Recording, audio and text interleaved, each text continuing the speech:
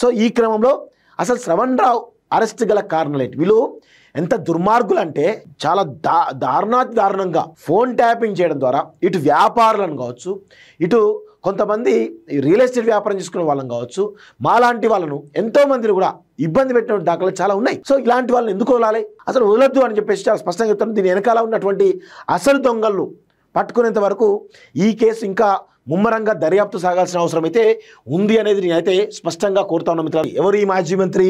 100 కోట్ల దాకా ఇచ్చినట్టు మాజీ మంత్రి ఎవరు? తలసాని శ్రీనివాస్ యాదవ, సింగిరెడ్డి రంజరెడ్డా, ఎర్రబెల్లి దయాకర్ రావా, ప్రశాంత్ రెడ్డా, కేటీఆరా, హరీష్ రావా, కేసీఆరా, ఎవరు? ఇంద్రకరణ్ రెడ్డా, ఎవరో తేల్చాల్సిన అవసరం అయితే ఉంది చాలా స్పష్టంగా.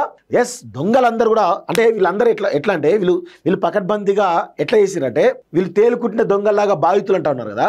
ఎందుకు అంటా ఉన్నారంటే వీళ్ళు ఎవరైతే వ్యాపారులు ఎవరైతున్నారో అందరూ కూడా ఇల్లీగల్గా కొన్ని పనులు చేశారు. ఆ ఇల్లీగల్ పనుల మీద వీళ్ళు ఫోన్ ట్యాపింగ్ చేయడం ద్వారా వాళ్ళని తీసుకొచ్చి కొట్టడం చేయడం, అసలు అరాచకమైన టార్చర్ పెట్టడం ద్వారా వాళ్ళ దగ్గర ఉన్నటువంటి దొంగ డబ్బులను కూడా ఈ దొంగలు అకౌంట్లో వేసుకున్నారు.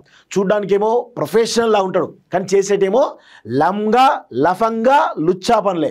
ఎవరితోటి కేటీఆర్ అండ చూసుకొని ఈ దొంగ పెద్ద ఎత్తున చాలా దారుణంగా బురిడి కొట్టించుండు. అసలు ఇంకా చాలా దారుణాలు ఇవి కేవలం ఒక 5% మాత్రమే. ఇంకా 95% అసలు దొంగతనాలునే వీళ్ళయి లుచ్చా పనులు, లంగా పనులు అవన్నీ కూడా బయటికి రావాలి.